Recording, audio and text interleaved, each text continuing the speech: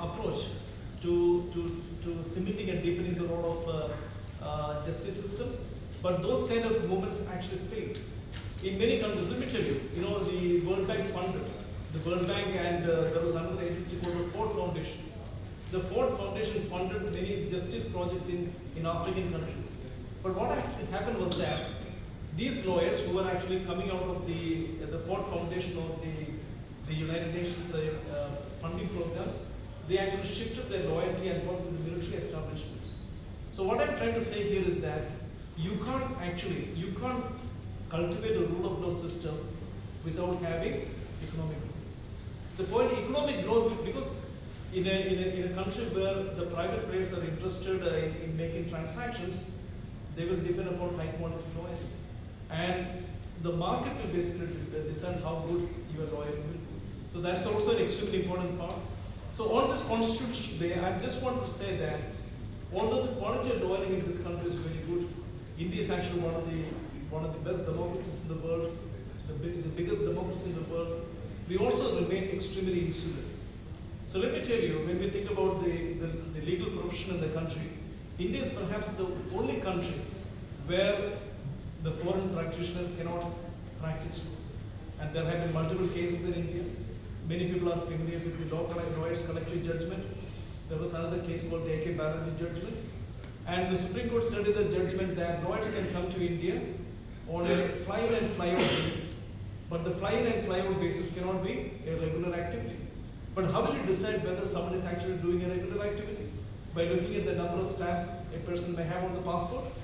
So there has to be a real, I think, a substantial change, a lawmaking, regulation, required in the legal profession, in the sense that we have to provide limited amount of foreign entry. That actually serves our system much better. And it has, there are empirical studies saying that if you're an open economy, if the legal system is actually much more open, then the quantity of lawyering in the country would be definitely better. And if the quantity of lawyering would be better, then of course the country, the rule of law in the country would be much better. The country would be able to attract more foreign investment. So the point is that when we think about attracting foreign investors into the country, one of the most important elements is actually the perception about the country. That perception will depend upon many factors. Sometimes it depends upon the kind of system that you have, how much amount of freedom that you have in the country. So it is extremely important on this occasion for us to reflect the state of the bar and the state of regulation of the legal profession. If we remain as a completely insulated bar in the next 20 years, in my opinion, we will be impeding our own growth. So perhaps we may have to think, do a kind of a rethinking on it. The changes need not be brought wholesale. It can be a calibrated change. You can make certain kind of small openings somewhere. Don't open it all of a sudden, but we can have a calibrated kind of a liberalization in the profession. The second important point is that we also have to reform the regulation of the Bar Council or whichever regulator that we may have in terms of fixing liability and responsibility. So when we think about some of the Western democracies, we know that the lawyers, of course, they make a lot of money, but they are also subject to a large number of professional misconduct or negligence actions.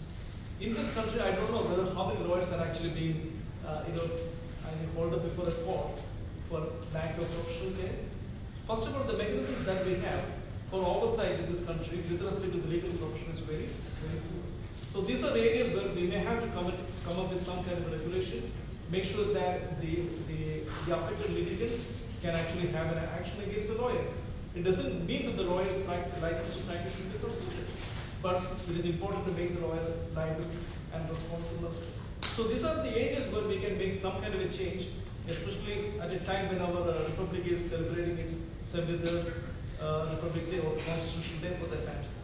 So I would like to mention the very simple point that now there is actually a kind of, I think, neglect of the role of lawyers in thinking about, in contributing to the metric of rule of law.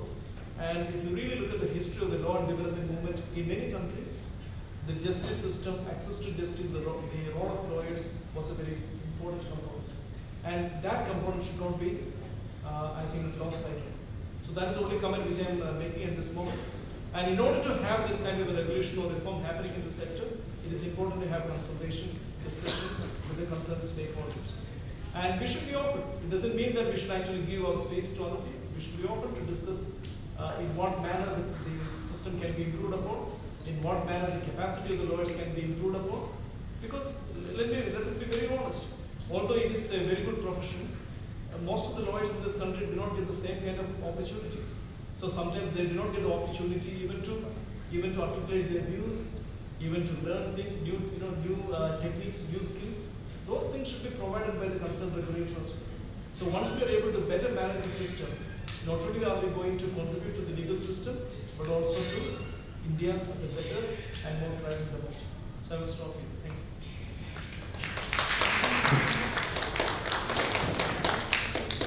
Thank you so much, sir, for your enriching words. I hope we all have much more clarity over the topic now. Now, I would like to welcome our next speaker, Shri G R Raghavender, sir, on the stage, who is posted as a Joint Secretary, Department of Justice, Ministry of Law and Justice, Government of India. Previously, he was the Joint Secretary in Department of Industrial Policy and Promotion, Ministry of Commerce and Industry, Government of India. I would now request him to kindly enlighten us on the topic fundamental rights and duties.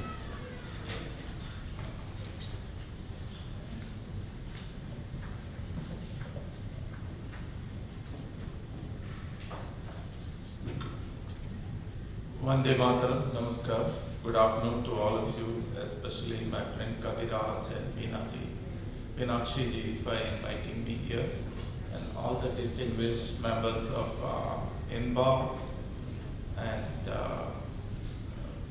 practicing legal experts and professors, everyone. Good afternoon. I'm just coming from the Supreme Court building, where the Constitution Day is being celebrated, the 73rd Constitution Day. Earlier we used to call it National Law Day, that is adoption of Constitution, created by the great minds, about 299 precious minds of Constitution Assembly, which gave us this Constitution. Which is the Constitution which is helping India to become Vishwaguru and sustain the democratic values of these 299 people has given to us. Out of these 299 people, we always remember the men, but we always forget the 15 women who contributed. How many of you remember those names, 15 women? They also contributed each and every chapter of the Constitution. We have read and adopted this as we the people. That's what Honorable Prime Minister said in his opening remarks, that we the people who adopted this. And we promise, we took a pledge that we will follow this Constitution, value constitutional spirit. But why do we forget these 15 matas, constitutional matas? We never remember them occasionally. I just read out those 15 names, just try to make you remember. Ammu Swaminathan, how many of you remember? Dakshayani Velayutham, Begum Ajit Rasool, Durgabai Deshmukh.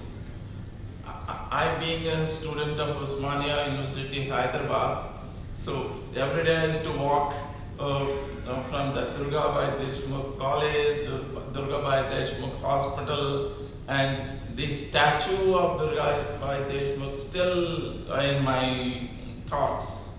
And she's a great lady, and we all Hyderabadis remember her forever.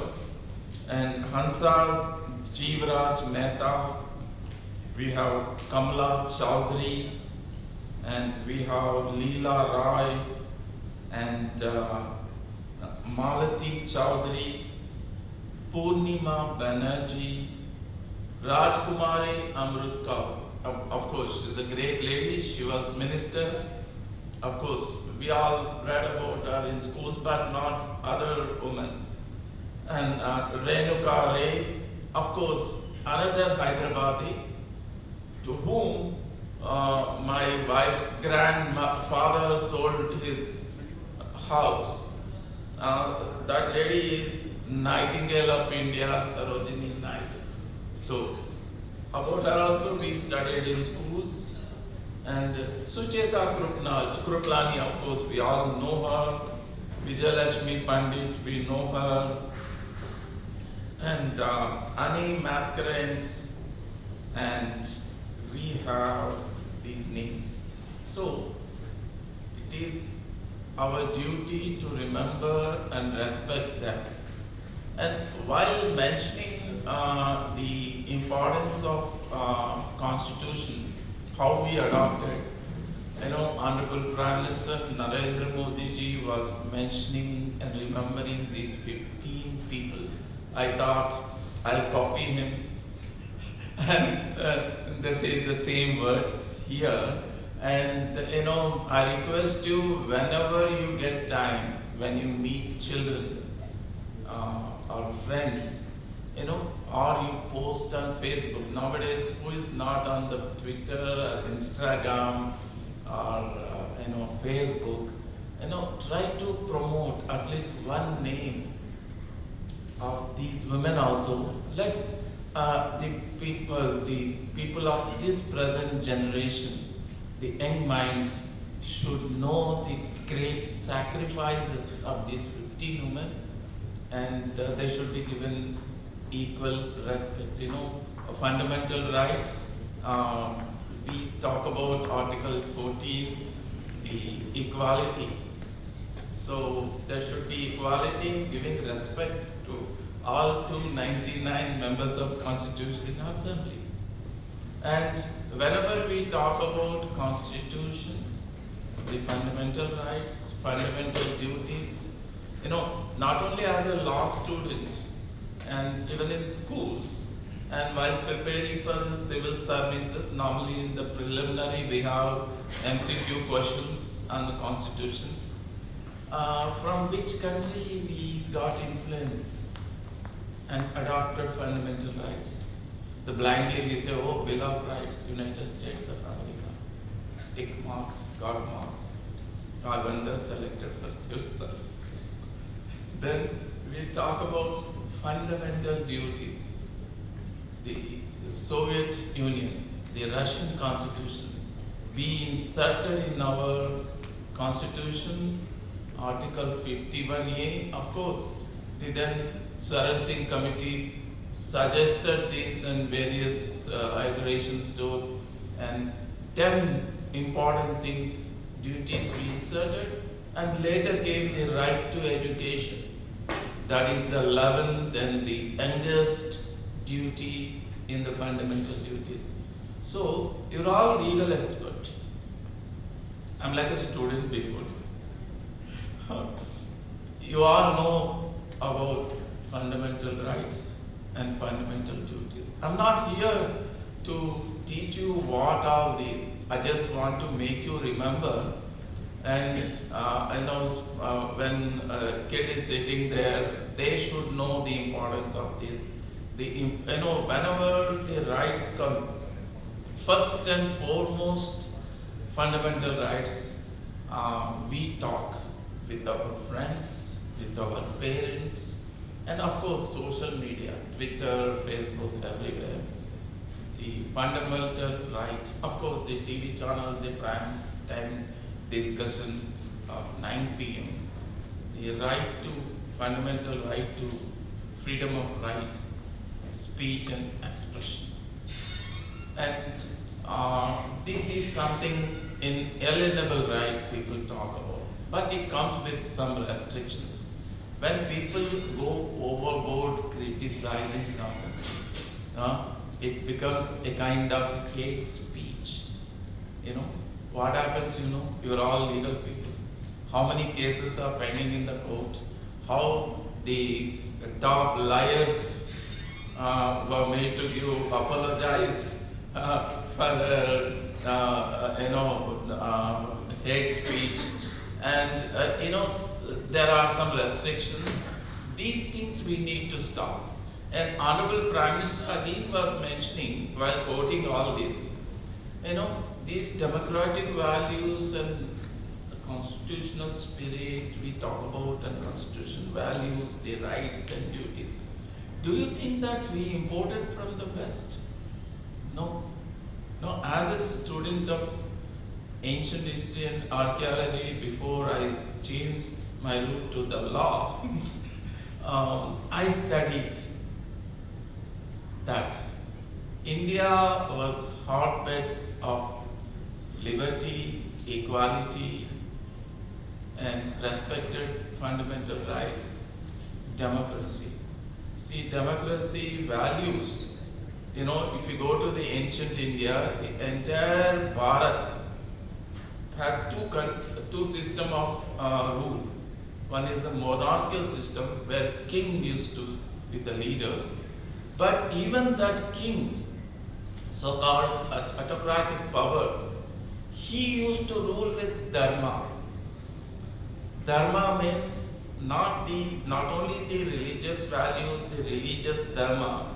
Here dharma means when you rule for the prosperity of the people and all kinds of prosperity, safety, respect, equal rights, equal values. That is the dharma which is mentioned in our Vedas, or you see, read Dharma Sutras, and all Shrutis. And the most criticized Manusmriti